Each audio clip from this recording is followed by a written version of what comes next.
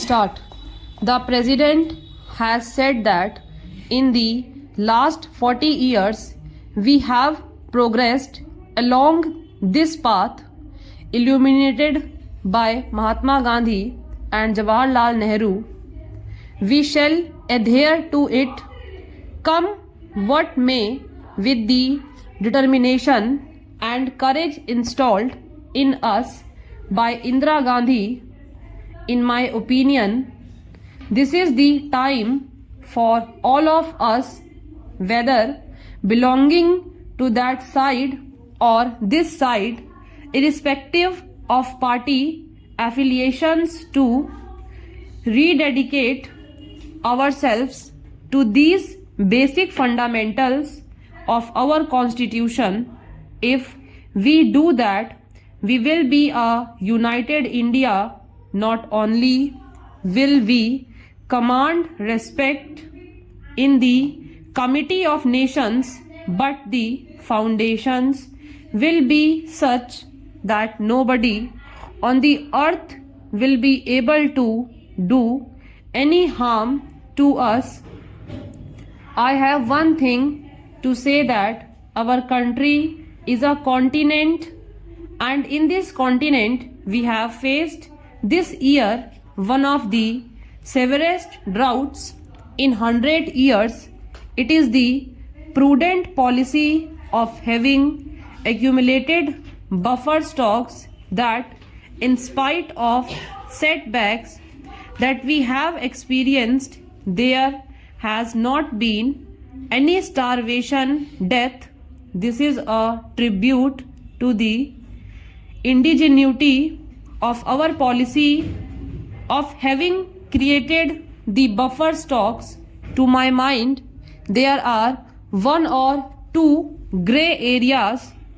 One of the grey areas is our population explosion, which my friend Shri Prashant has also referred to.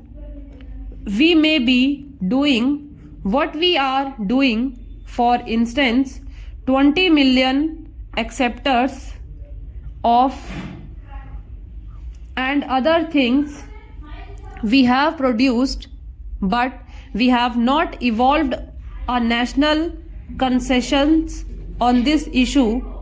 I spoke about the matter in different forms when the Prime Minister was also there.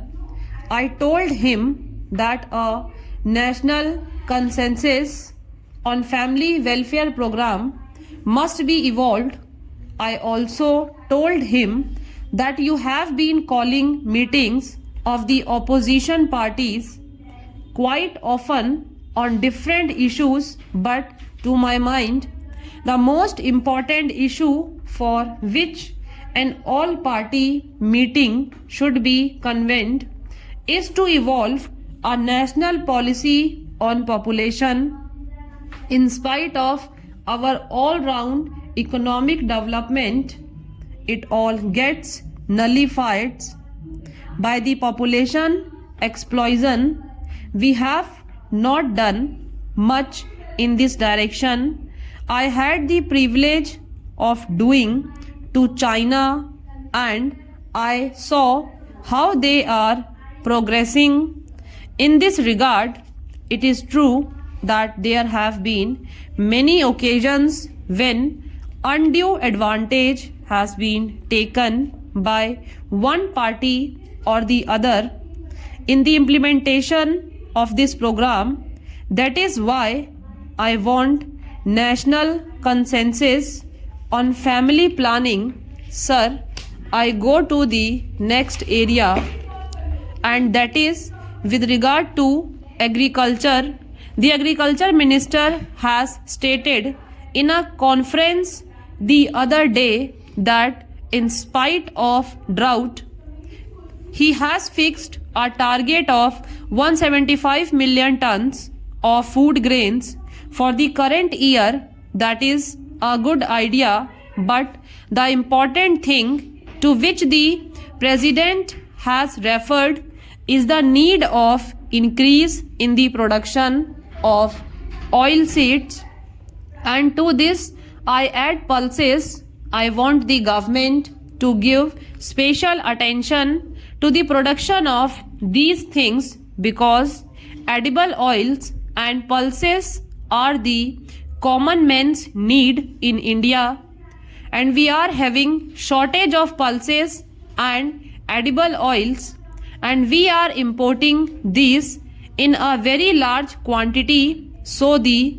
thrust of our program, as we have done in the case of Green Revolution, is that we should concentrate on the production of pulses and edible oils and then assure our own people that within a period of 2 years we will attain self-sufficiency in edible oils and pulses.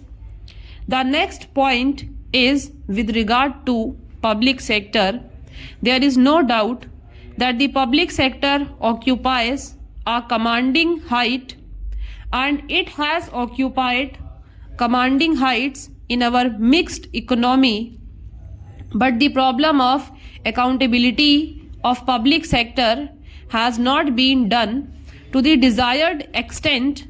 I submit, sir, that for this purpose, the Program Implementation Ministry is helping the public sector undertakings with regard to any difficulties that they face in that ministry.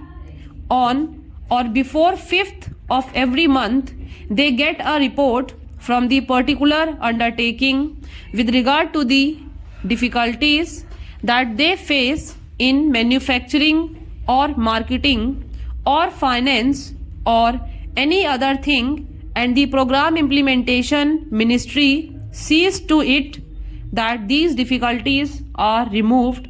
But a new thinking has come to the heads of these public sector undertakings, that is, by sending the report on the 5th of every month, they pass on the buck to the Program Implementation Ministry and they forget about what they have written.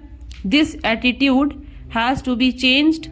The executives of these public sector undertakings should be told that the Planning Commission or the Program Implementation Ministry is there only to help you, and it is for you to set things right and see that any difficulties faced by them are removed and their undertakings shows results. I think for that purpose it will be advisable that their promotion or renewal of their contract or enhancement of their present grade should be linked with the jobs done by the heads of these public sector undertakings.